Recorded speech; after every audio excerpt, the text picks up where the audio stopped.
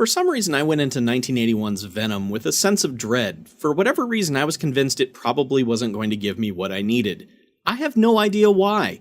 Venom is terrific. Its excellence starts with the cast, and I'll talk about them as they appear. And sure, it's based on a novel, why not? So, there's this well-off family living in England. The grandfather, played by Sterling Hayden in his final film role, appears to be recovering from surgery of some kind, while the grandson suffers from asthma, which seems to have been a much deadlier issue in 1981 than it is today. We also meet their servants, played by Susan George and Oliver Reed, and it's clear right away that they're up to something sinister. Mom goes out of town and Klaus Kinski arrives. That's never a good sign. Yep, he's in cahoots with the help, and they plan to kidnap the kid, for ransom, I'm assuming. I say that because the plan immediately goes wrong, but not in the usual thriller ways you might be thinking of. Sure, things go wrong with the scheduling and timetables, that's standard stuff, but okay, let me back up a bit. The grandson has a menagerie in his room, which makes zero sense for a kid with asthma, but whatever.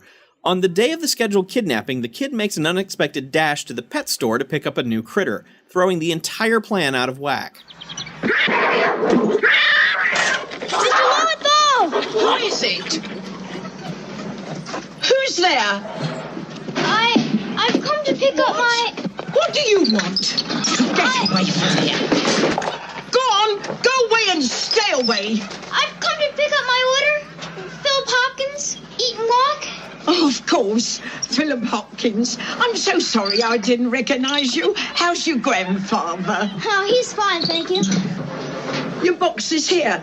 Well, this is terrible customer service. Anyway, the kid manages to convince this lady that he's an actual customer and not a whatever the hell she's raging about, and he gets his new animal. Elsewhere in town, a couple of scientists go to examine their newly acquired black mamba, one of the most deadliest snakes in the world. But surprise, inside the cage is a harmless snake instead. The pet store mixed up the two snakes. The kid has a murder snake. Everyone's gonna die. They call the police to report the snakepocalypse that's about to happen, and after a nanosecond of laughing it off, the police are totally on board with this and are dispatched to the house right away. That's refreshing. Oh, hello, this is Marion Stowe, Dr. Marion Stowe, of the Institute of Toxicology.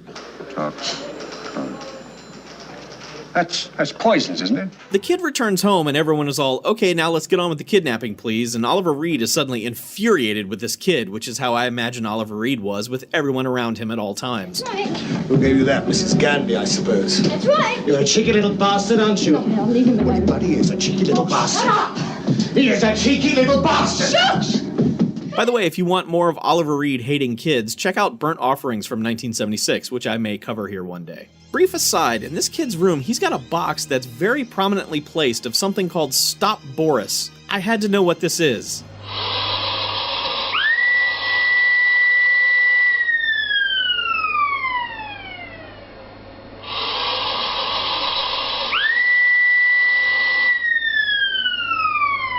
Man, that looks like it would be fun for about 7 seconds. Anyway, they've almost got this kidnapping going, but the kid insists on putting his new snake in its new home first, and then blam, snake attack. This sends Oliver Reed over the edge, and when the police arrive to investigate the earlier call about the snake, Reed escalates the whole situation dramatically.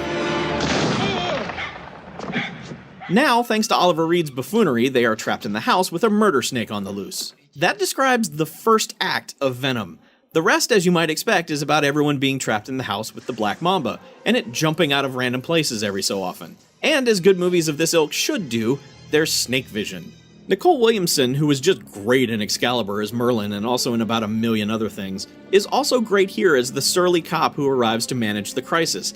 And he's good and surly too, like about everything. It's great. I really need to watch Excalibur again too. The only notable extra on Blue Underground's Blu-ray release of Venom is a carryover commentary track by the director from an older DVD release. Some of the behind-the-scenes information about the film is as fascinating as what's happening on screen. For example, Tobe Hooper was the original director of Venom, but late in the production he was either removed or left voluntarily, and was replaced with Piers Haggard, who managed to reshoot the entire thing. He maintains that there's zero footage shot by Hooper in the final cut. Also, as I predicted as soon as I saw the cast, Oliver Reed and Klaus Kinski hated each other throughout the production, and you can really feel it on screen. I mean, it ends up working for the film because the characters are supposed to be at odds, but I'm amazed that neither of them ended up dead at the hands of the other in real life. They look like they want to rip each other apart at times. I think what I love best about Venom is that, in the end, the only victims of the siege are the criminals. None of the regular occupants of the house gets bit by the snake, although the silly and unnecessary final shot of the film will probably change that outcome shortly. But it's not just a happy fun time snake revenge flick or anything. Yes, Oliver Reed goes out horribly, which is what you want. However, the way he ends up getting killed off had me white-knuckled as I was grabbing my armrests so hard. But yeah, Venom is terrific. It turns out, it was exactly what I needed.